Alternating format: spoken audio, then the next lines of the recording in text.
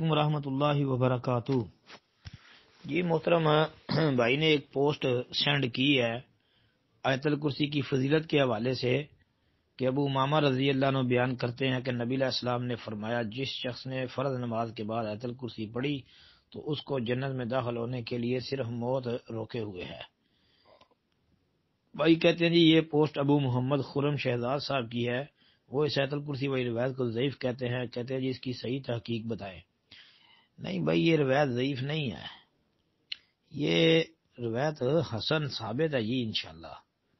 جی امام نسائی کی السنن الکبریٰ کے اندر یہ روایت موجود ہے، 9928 نمبر پر حدیث ہے، اور عمل الیوم واللیل حدیث نمبر 100 ہے، جیسا کہ یہ پوسٹ کے اندر بھی حوالے موجود ہے۔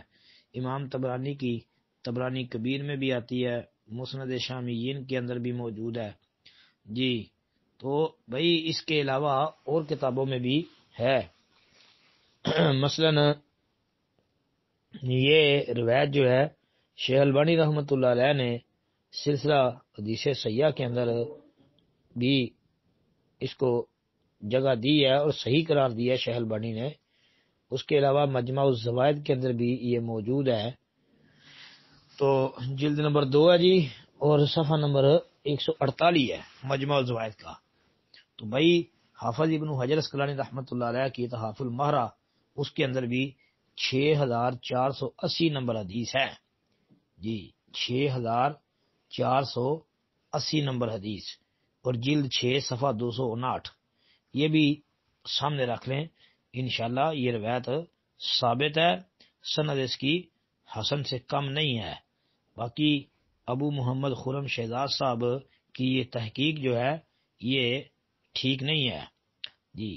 ہمارے شیخ محدث الاثر حافظ زبیر علی زئی رحمۃ اللہ علیہ نے بھی اس کو حسن قرار دیا ہے، شیخ البانی رحمۃ اللہ علیہ نے سلسلہ صحیحہ کے اندر اس کو جگہ دی ہے۔ تو بھائی یہ روایت ثابت ہے انشاءاللہ اللہ کے فضل سے۔ تو یہ ابو محمد خرم شہزاد صاحب جو ہے یہ بھائی ان کے پائے کے عالم نہیں ہیں، ان کے پائے کے محقق نہیں ہیں۔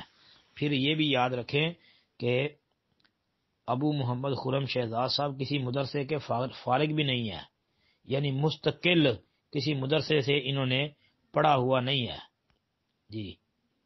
اب بعد میں کسی مدرسے میں چلے گئے ہوں، وہاں سے اگر کوئی ڈگری شگری لے لی ہو تو اس کا ہمیں پتہ نہیں ہے، باقی مستقل کسی مدرسے کے یہ فارغ التحصیل بھی نہیں ہے جی۔ تو یہ بس کتابیں لکھ رہے ہیں اور انہوں نے یہ پوسٹ بنائی ہے، تو میں سمجھتا ہوں کہ ان کو اس کے اوپر مزید تحقیق کرنے کی ابھی ضرورت ہے جی۔ السلام علیکم ورحمۃ اللہ۔